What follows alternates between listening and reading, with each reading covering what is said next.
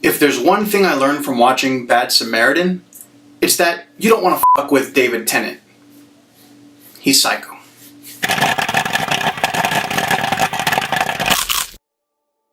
Welcome to another edition of Popcorn Points. Today, we are talking about Bad Samaritan. Bad Samaritan follows a couple of robbers who stumble upon a home where a woman is being held captive. Let's bring up the popcorn meter. Now, on a scale of 1 to 5, we're going to determine, is this a movie that I want to recommend to you to watch? Let's give Bad Samaritan 1 point for having an awesome cast. The film is directed by Dean Devlin and stars David Tennant, Kerry Condon, Robert Sheehan, and Carlito Olivero. The characters in this film are very well developed as we explore their many routes throughout this film. I want to say that Robert Sheehan and Carlito Olivero definitely shine, but the one that outshines everyone in this is David Tennant. David Tennant gives a very scary performance. So scary, in fact, that I'm afraid to even talk to the guy. It was even said that on set, the cast and crew were a little afraid of him when he got into character. But once he was out of it, totally cool guy. Essentially, we have two bad guys going up against each other. We have Sean, the burglar, and Cale, the psychopath. Except Sean doesn't want to be a burglar anymore because the home he just tried to rob has a girl tied up. So I guess it's time to hang up the crowbar. And that's when we get most of the insight into Sean Falco, because we find out that inside, he's really a good guy. He's just trying to survive, make some money, take care of his girlfriend, because after all, he is a starving artist. We even get insight into some of the sub-characters, like Sean Falco's girlfriend and his best friend, played by Carlito Olivero. The next point is for the suspense. This film has you at the edge of your seat. I don't think there's really a beat missed in this film. We get kind of a lighthearted tone, and we kind of get that urgency that these guys don't have a lot of time to rob these homes. After all, they are valet, so when they go ahead and take the tickets for these cars, if they see a really nice car, they're gonna go ahead and rob this place. But how far is the place? How much time do they have inside these homes? And can they get out of the homes in time to return their car to the rightful owner? And that's where it gets a little bit intense, because we feel like we're the ones in the home with them, and we're like, okay, get what you need to get and get the hell out of there. And there's definitely some comedy, especially at the beginning with Carlito Olivero's character. And that's probably the most comedic moment of the whole film, because after that, it gets really dark. The suspense is definitely driven by David Tennant's character, Cale, as he starts to plot and break down the lives of the other characters, especially Robert Sheehan's character, Sean Falco. He ends up manipulating him, posting things on his Facebook, posting pictures he shouldn't of his girlfriend. I mean, things just get really intense. Even more suspense is with Kerry Condon's character, because she's just trying to survive. She's being held by Cale, and Cale can kill her at any moment, which leaves Robert Sheehan's character running around trying to get the cops involved, trying to get the FBI involved, like, hey, I need some help. We need to save this girl. The only issue is no one believes him. He's a burglar, he's a thief. Who cares? Even when he shows a photo of a tied up girl gagged and chained to a chair, no one gives a shit. Even Carlito Olivero's character is like, hey, let's just make a phone call to the cops and let it be, because he doesn't want to go to jail, which I totally understand. I'm going to give another point to the pacing and timing of this whole film. We get to meet all the characters, and once we get to meet them, the film just keeps going up a notch, and it keeps progressing. And honestly, I don't really think there's a beat that's missed, because it just gets a little bit crazier, a little more intense, and I guess the only real lulls are when we have a little bit of talking, when there's some investigating going on.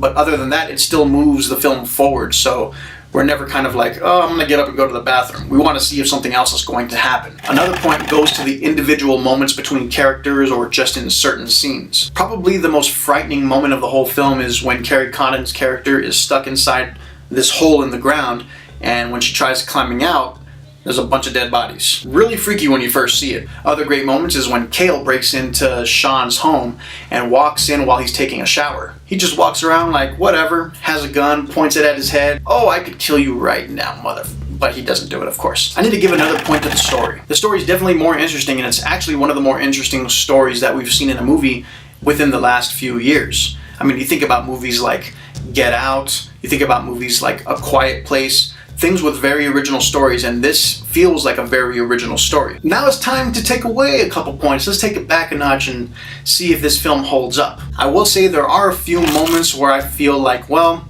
that shot didn't look right, or maybe some shots were overextended. maybe some of the direction could have been a little bit more different. I think there's a few directing choices that I probably would have stayed away from. I mean, I'm not really a director myself, so I can't really tell Dean Devlin what to do. But I will say that there were a few choices made that I think could have been done a little bit better and made the film a little bit tighter, I guess you can say. I have to take it back another notch only because I feel like there are moments where the characters aren't really themselves. For example, Cale, played by David Tennant, is this psychopath, and he knows exactly what he wants to do, and he's very careful with everything that he does. He does have these small outbursts of anger, sometimes very intense anger, but it's in a moment where he feels safe. But then we have moments where instead of being intricate in his plot, he ends up just coming out swinging with a bat and murdering people and getting away with it. And then I have to stop and think like, that doesn't seem like what his character would do. I would think that he would be a little bit more calm and plan a little bit more accordingly to make sure that everything's right. So there's a few moments like that with a couple of the characters where one moment they're one thing and then the next moment they're not.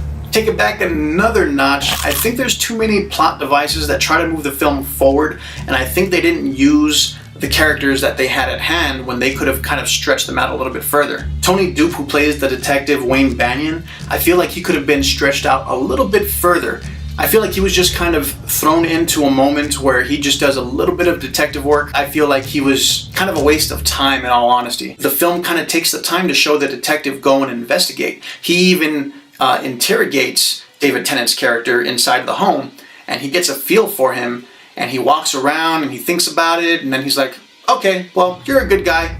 See you later. Having the detective kind of pass the baton to the FBI, I don't think it was something that should have been done. So then we have essentially this backstory of the FBI showing an interest in this when no one else was showing an interest. And of course the file was given to the right person and put in the right hands, where she was like, that girl looked very familiar. While Robert Shahant's character is running around trying to save this girl, the FBI is just in the office like, this kid was onto something. The last notch I'm going to take away for is the fact that the film doesn't feel whole. It doesn't feel complete. The whole time the film was playing, I just felt like something was missing. Like maybe part of the story could have been taken out and replaced with something else. I mean, there's a lot of films that kind of just cut, end, and you're like, what? This film does do that, but it has kind of conclusion, but you just don't know if there's a happy ending. And I think that kind of takes away from the overall story. In fact, I feel like it's incomplete because I feel like I still don't know why David Tennant was the way he was. They kind of give a little bit of insight onto his character, and they kind of explain why he's psycho. Again, the plot device comes in when the FBI explains exactly why David Tennant is the way he is. And I feel like a lot of that takes away from the story. I would have rather explored it, or even had David Tennant do a narration on something from his past, so that way I can be more invested in the fact that, okay, I get why you're crazy. Overall, I will say this. Even though we have a rating of 2.5 on this film, I think you can go either way. If you're into thrillers and suspense, this is definitely a unique film that I would say you could spend your money on and go see, maybe even at a second run theater. Me, I really did enjoy it. I liked the movie. I probably would have gone to the theater and definitely paid to see it.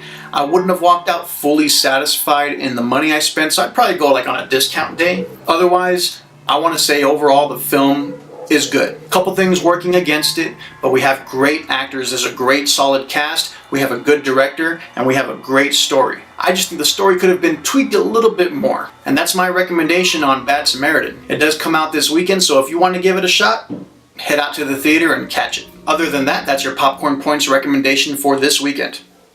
Nerd out.